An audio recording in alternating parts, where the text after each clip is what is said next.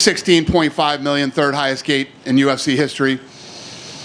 Fight of the night was Gaethje versus Holloway. Performance of the night was Yuri and Holloway. Holloway wins $600,000. Well deserved. I guess, Dana, normally we don't spend too much time on bonuses, but knowing that they were $300,000 a piece, it was a little more difficult tonight figuring out where to assign that money. It wasn't difficult at all. If you were watching these fights tonight, it was pretty clear. But this was one of those special nights. Obviously, I'm going to take care of Figueiredo. I'll take care of Moicano, Diego, Kayla.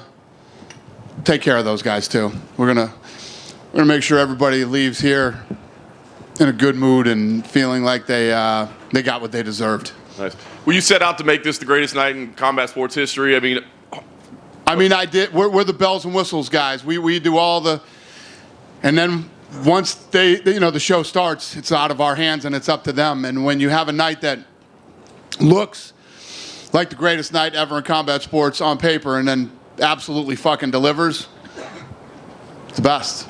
Well, talk about, a lot to talk about, but I guess let me just start with Max Holloway, the $600,000 winner.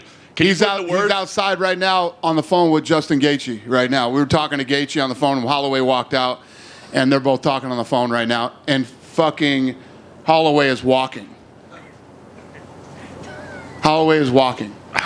Nobody? Yeah, that's crazy. Those leg kicks were insane. There isn't anything big enough on the fucking table here to show you how the thing coming out of the side of his leg was 3D, and he's walking. And when you think about when we were sitting in that room and we created the BMF, we came up with tonight totally embodied what that belt was built for. And there should be a picture of that fight in the fucking dictionary when you look up BMF. Yeah. It was incredible. I was going to ask you and I don't know if you noticed this and if it happened to you guys too, but that fight sucked the fucking life out of everybody tonight. I was right. Everybody was, the next two fights, everybody's just sitting there like dead. It was like this adrenaline dump. It was incredible. It's like, people always ask me what I do. I sell holy shit moments for a living, right? That was the ultimate holy shit moment of all time. If you were at home, if you were in a bar, or if you were here live tonight, there's no bigger holy shit than that. Absolutely. And that's why, let's just talk about this fight for the rest of the press conference. 100%. So that's why Max Holloway is beloved. And Gaethje. Max, how many times have you seen a fight where the guy wins, he's winning, they click the 10-second thing and the guy puts his hands up and they just run around, move around? He's got the fight won, and he's in there with one of the most dangerous fucking fighters in the business, right? And he says, let's do this. And they both fucking oblige, and they go in and just start. 1 second left, and a knockout like that. That's like movie shit. It's one of the greatest moments in UFC history. It's the fight of the year. If something beats that fight of the year, holy shit. I don't want to see the two guys that are involved in that fight at the end of the fight. I love it. Well, you talked about the BMF title, right? In the beginning, it was one and done, and people always did a gimmick or whatever. But like you said, what we saw out there tonight was insane. Does this change your perception of the I BMF never said it was a gimmick. I fucking did it. Right. I didn't say it was a gimmick. I don't give a shit what anybody else says. Yeah. Fuck you. Tonight, that's what the fucking BMF is all about, and I'm glad we did that belt, and yeah. So Max is calling for here to stay. A featherweight title, a lightweight title. You'd probably take them both in the same night. What do you do with Max Holloway now? The guy is just an unbelievable star. Yeah, I don't know. We'll put something good together for him. And I agree with you. He was a star coming in here, and he took himself to an entirely different level after tonight, man. Tonight was a career-defining moment for a guy who has already accomplished so many great things, One of the greatest featherweights of all time, and if not the greatest, and what he did tonight. Right. Like you said. He's always talking about how he's got the best hands in the UFC, and then he does what he does tonight. So, yeah, fucking awesome, man. I can't say enough good things about both of those guys and that fight. It would be easy to talk about only that. Last thing I'll ask, I just want to ask you about Alex Mejia in the main event. A pretty good accomplishment there as well, defending that belt. What do you think about his performance? And he reveals, hey, man, Brazil would be nice. Heavyweight would be nice. So what do you think of his performance, and what do you think of where he goes? Because he's becoming a huge star too. Yeah, he looked awesome because I have a lot of respect for Jamal too. And let me tell you what, Jamal didn't come in here, thinking Jamal came to win. Thought he was going to win. And the other thing, I don't know if you guys don't know this yet, but I'll tell you, I just found out when I went up in the octagon because I saw him messing around with his foot. He broke his toe 2 weeks ago, and he fought tonight with a broken toe. I thought he broke his toe in the fight, and his team's like, no, he broke his fight 2 weeks ago, and he's like, yeah, I ain't losing this opportunity for a fucking pinky toe. That's what he said. So props to him for that, too. And, yes, he's a big star. And I mean, do you entertain heavyweight? Incredible for Brazil. Don't lie. Don't any of you fucking guys lie to me. Who thought Max was going to win tonight? Raise your hand. All right. Yeah. I wrote it. So when you think about him moving up to heavyweight, you got Jones, you got Aspinall, and the list goes on in that heavyweight division. Heavyweight division is nasty. I don't know if that's the right move for him. He looked damn good tonight in the division he's in. So I think you might want to stick around there for a minute. But I don't know. These are all things that we'll talk about for the next 15 Tuesdays. You know what I mean? So we'll get it figured out. Dana, you posted the finish to Max and Justin on your social media. So obviously that's a pay-per-view finish that you let people see for free. Do you do that just because you're so excited and you want to share it, or because you think this can make Max into a massive star just using a separate... How do you not post that? I mean that needs to be shared. We posted it. ESPN posted it. We all posted it. Yeah. You probably all posted it too. If you didn't, fucking post it. That's officially permission. In the co-main event... I'm getting notes. This has never happened before. Do you want to read them?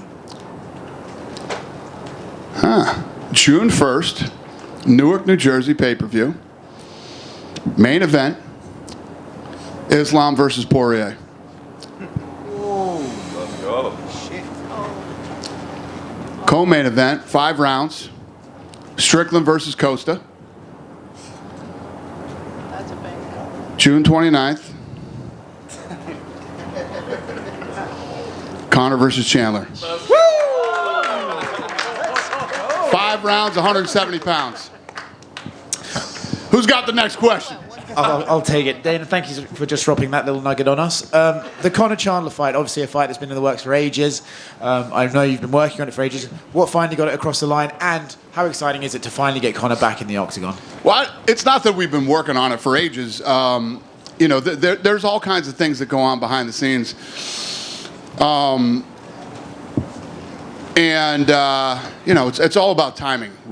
Chandler's been ready, but Conor hasn't been ready. Conor, we talked about this at one of the press conferences recently. He had a lot of obligations that he had to deal with. What you don't want him doing is accepting a fight when he's got a ton of obligations and he can't train 100% for a fight. So here we are tonight. Obviously, he suffered that traumatic leg injury in his last fight, and he has said that when he comes back, it'll be the greatest comeback in sporting history.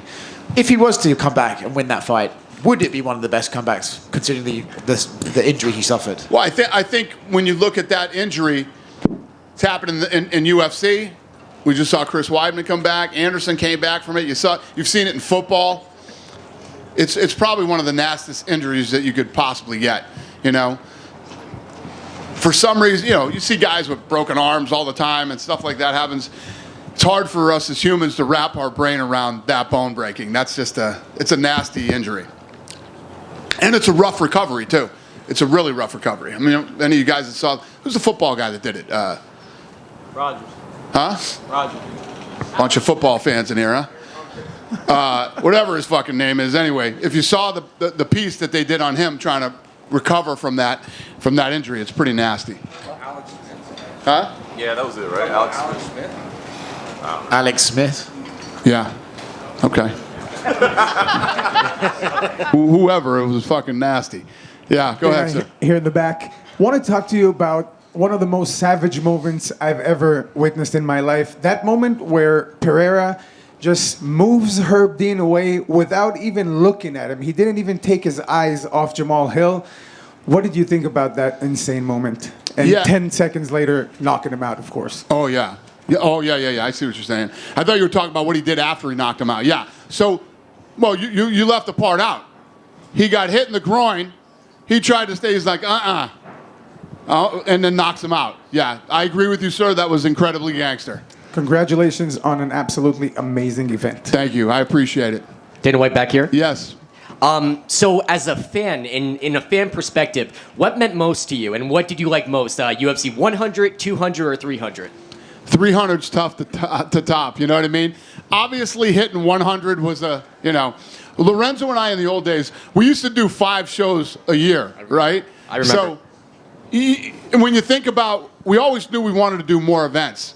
Never do you think that you're going to end up doing. Every time we would try to push and do more, everybody would say, you can't do it. That's too many fights. Then the fans and the media start to go, there's too much now. And when you're putting on great fights, there's never too many fights. As long as you're putting on good quality fights, there's never too many. So Lorenzo and I never dreamed in a million years. We thought we'd be like 90 when we hit UFC 100. So when we did it as quick as we did, obviously that was a huge milestone for us. But in the history of me doing this type of work, I don't know what tops 300. So mission accomplished.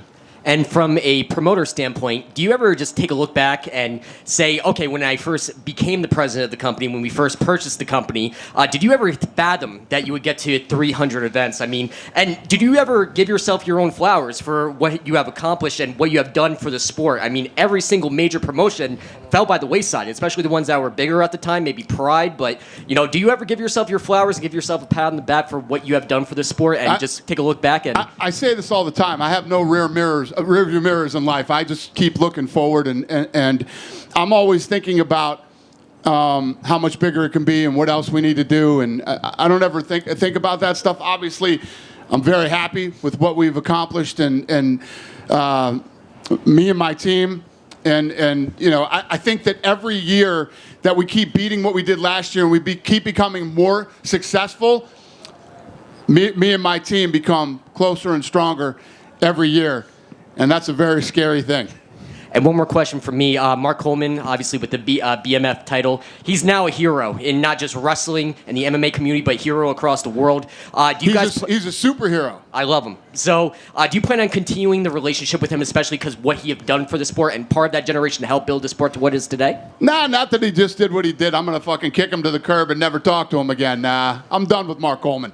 Of course I'm going to have a great relationship with Mark Coleman. He's one of the nicest guys in the world. He's a legend in the sport. He just saved, his parents from a burning building and went back in and tried to get the dog, and could have died. Mark's been through a lot of things in his life. He's battled some demons, and he won, or he's winning, I should say, right now. I don't know if you ever win battling demons, but he's winning. And I think he's got a great relationship with his kids, and he's in a good place, man. So I'm happy for him. It was an honor to honor him tonight. Awesome. Dana, just down to your right. Thank you. Dana? Yep. I believe you said after the power slam.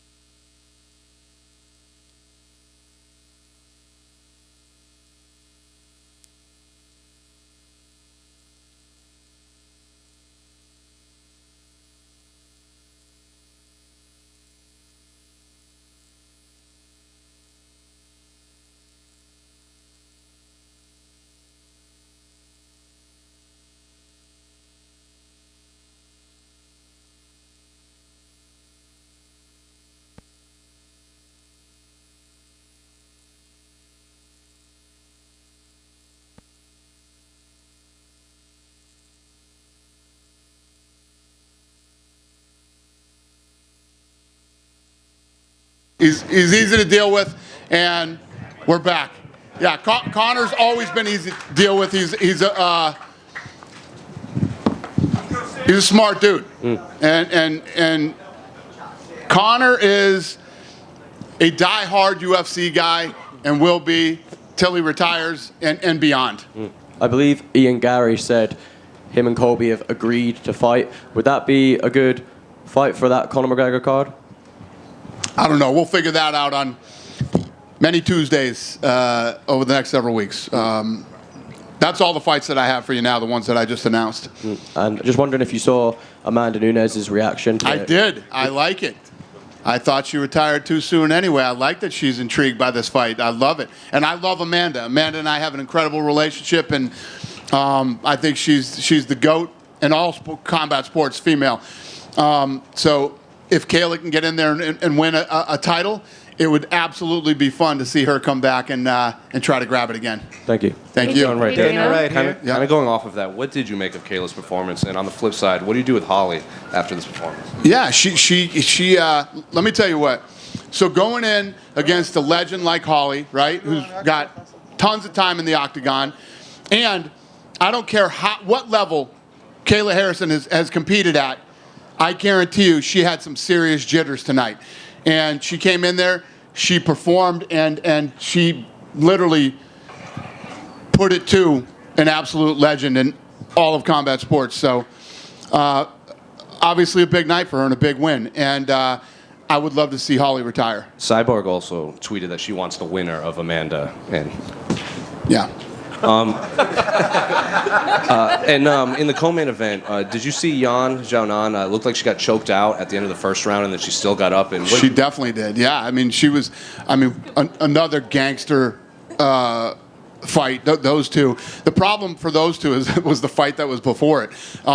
Those guys both fought a great fight tonight, and she was choked out, but she stood up and she walked back to her corner, and yeah. And what did you make of Jalen's walk-off KO? I know, man. He's going to regret that one for the next few weeks. Beautiful shot. Should have jumped on him and finished him. And, yeah, I feel sorry for the kid. And then Diego Lopes wants to fight June 29th against Movzar, and then he wants to fight in the Sphere against someone like Ilya or Bryan or someone like that. I love it. I love it. We'll see what happens. Listen, how badass is that kid? How fun and exciting is he? That kid's going to be an absolute superstar. So, listen, when guys say, hey, I want to fight here, there, and everywhere, I love that shit. So I'm looking forward to it. Dana, any update going back to Canada at all? Canadian fans are wondering. Not right here off the top of my head. I can't think of any. No. Yes. Yeah. We will, but no. Dana? Not right here, right now, off the top of my head. Dana, I know you talked about UFC Hawaii for a long time. You said it's kind of impossible, but I know that you're looking to go to Hawaii for Power Slap. But Yep. with Max Holloway being such a legend, like, do you feel like you have to bring him to Hawaii? Let me ask you a question.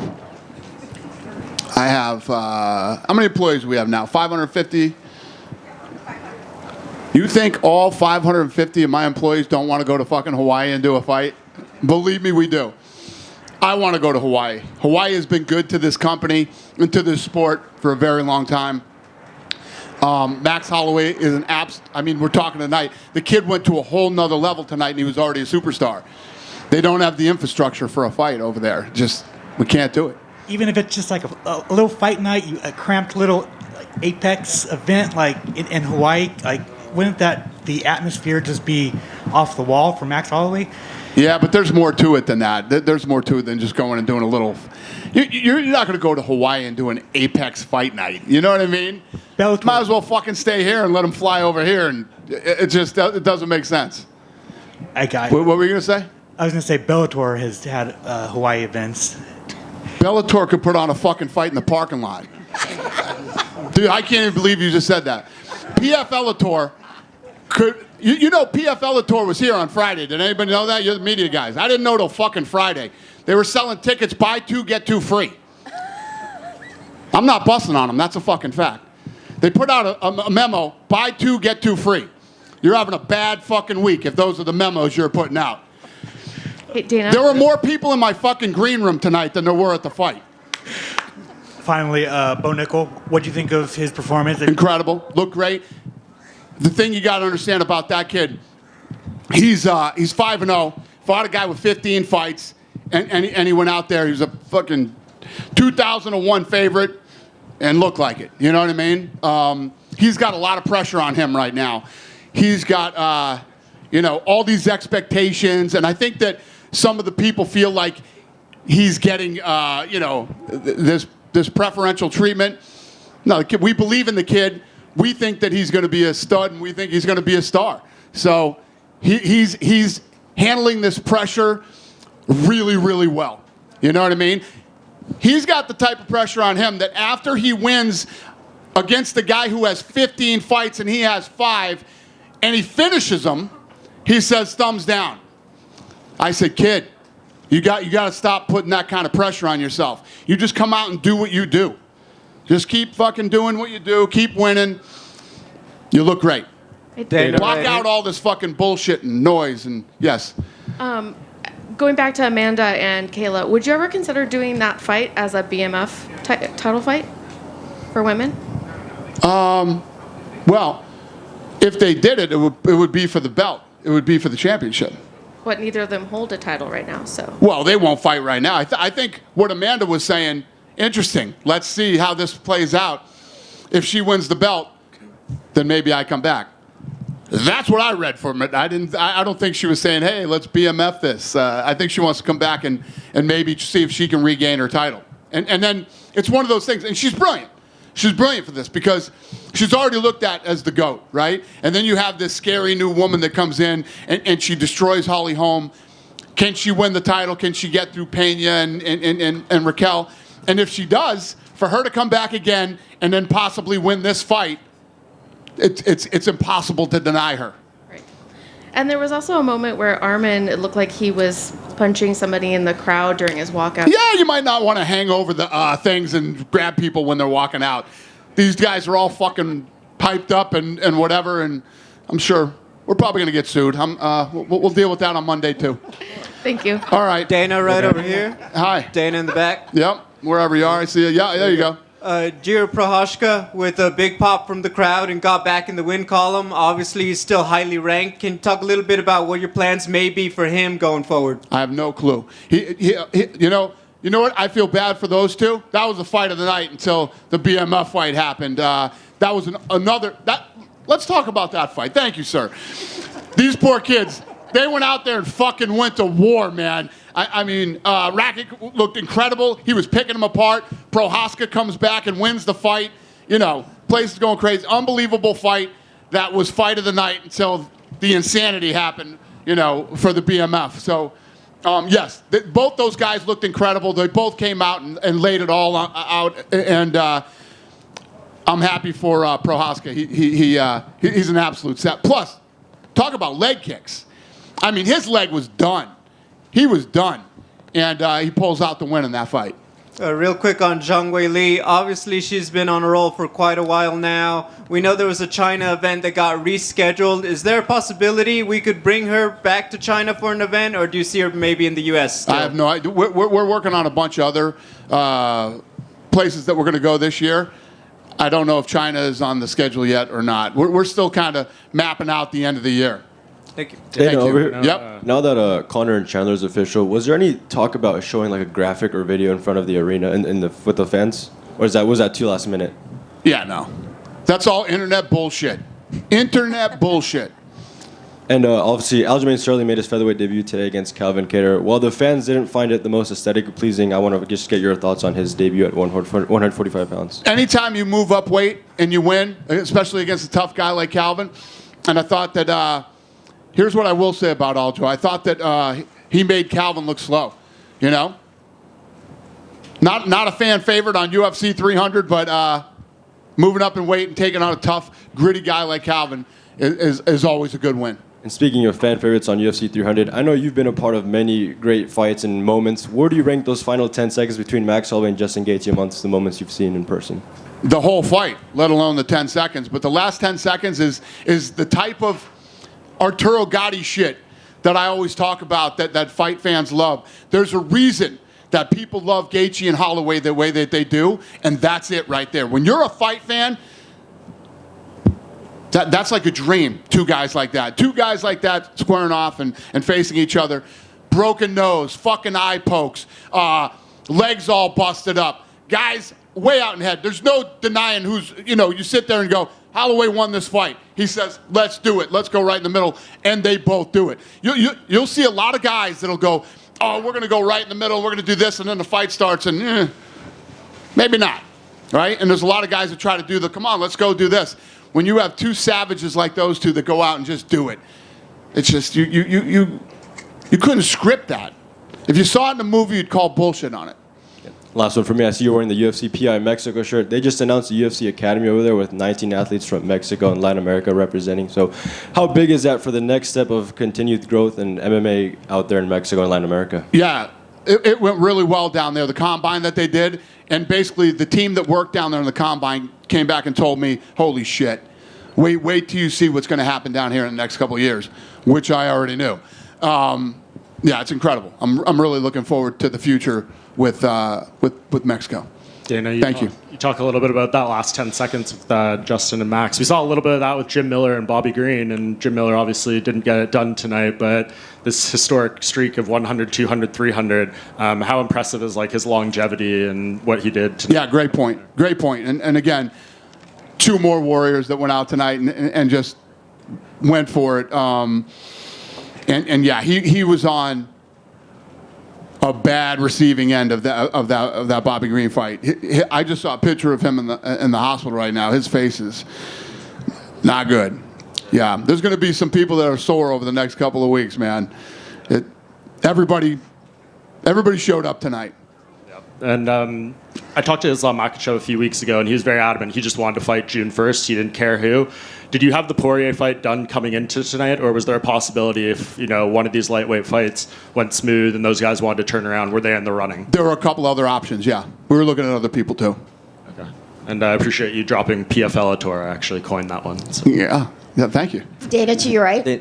The pacing of all the way over to your... Hi. Hey there. The pacing of the show was a little bit different tonight, and I suspect it's because you had an enormous level of advertisers that were being crammed into the broadcast. Can you compare maybe 200 to where you are now and how different it is? How did you feel the pacing was different than a regular show? It felt a little bit slower. Really? Felt a little bit slower, both in the... I had them... Have you ever been to a boxing event, ma'am? Listen. There's fucking 45 minutes to an hour between fights. The walk-in is an hour and 15 minutes. The list goes on and on. I thought that the pace of the show tonight was just like any other night. Obviously, we have advertisements and commitments that we have, but we keep a pretty fast pace when we do fights. But in retrospect, how do you feel about the difference between, let's say, 200 and 300, and how much easier it is to be in the marketplace as UFC, as a combat sports operation, and having those kind of partnerships? I mean, it hasn't been that long ago where you couldn't even go to New York City. No, you're right. And it took, when I was talking about Power Slap has been around for 14 months. They have more sponsors than UFC did in 7 years. So obviously, the early days of building this company and the sport are a lot different than today. I mean, and that's one of the biggest pieces of growth for the company has been sponsorship. It's massive and continues to grow.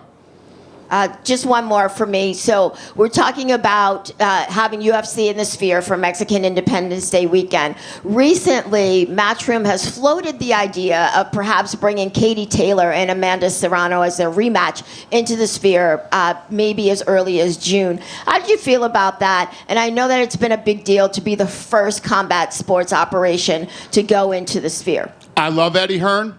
I consider him a friend. Ain't happening. Sorry, Eddie. Love you, buddy. You can go in the Sphere in October. Dana, down here, right? You said earlier this week that you think that in the future, eventually, you would be able to top this event because you have a history of topping your biggest events. Do you think, after seeing tonight, that that's going to be possible? That's a great question, brother. And here we are again. I say this all the time. How do we beat 300. I don't know. I don't know the answer to that question, but we're going to find out. You were very generous with the news of date on 304, which is potentially rumored for the UK. Which is the UK fight? Yes. Yeah, no, we have nothing done yet, but I pretty much said already we're going to Manchester. We don't have a deal done. We don't have anything done yet, but we're going to Manchester. And let me just remind you all what it's like to be in Manchester. One of the greatest events that I've ever been to was when we first went into Manchester. That place is awesome. The fans, the crowd, you know. I'm looking very forward to that. You mentioned, obviously, that time it was 2:04, I believe, but that was at 3 o'clock in the morning. Will it be at a normal time in the UK? We don't have a deal done yet. I don't know anything yet. All right, thank you. Thank you. Dana, currently, Weili and Yan's fight attract over 30 billion views social media back in China. From your perspective, 30 billion views among the social media. So from your perspective, how big is the fight, impact to the Asian marketing for you? Great question. Sir, where are you from? From China. I figured that, but where are you from? I'm from Migu, China Migu. Okay, got it. So nobody knows better than you how hard it is to trend number one in China, right? We've been number one for 2 days trending in China. Exactly. Which is unbelievable. And yes, this was a massive sporting event in China. This is like the first time we've done well in China. This is the first time we've really broken through in China. And like, I didn't know the 30 billion. So thank you. Yeah, it's been incredible. No problem, sir. Yeah. Just follow up at the question. It's like, probably not this year, but how soon you want to bring the UFC back to China after... Yeah, somebody asked me that earlier. I don't know exactly when we're heading back there, but a night like tonight doesn't hurt, and yeah, it's all good. I'm excited. Thank you, Dana. Thank you, sir. One more, last one. Right here. What's up, buddy? I want to ask you about the in entertainment environment with the bracelets and everything, everyone on their wrists and everything like that, with the lights going along with the show, the atmosphere and stuff like that. What did you make of it? I made it. What's the question? What did I make of it? I made it. In terms That's what of, we like, do. Your expectation versus the reality of it. It was awesome. So you know what I did during one of the fights? People always ask me this question. I watch the monitor. I watch very little of the actual live. I'll look up every once in a while, and I'm on my phone the whole fucking time. People think I'm like I don't give a shit about the fights. All I care about is the production, the live production in-house, and the television production.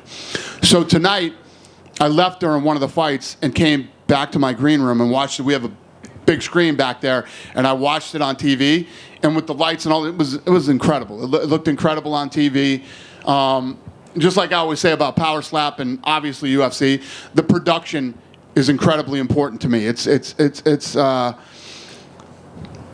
the only things that I really focus on a daily basis is finding young up-and-coming talent, making sure we put on the right fights in the right place at the right time, and in-house live television production in-house production and live television production.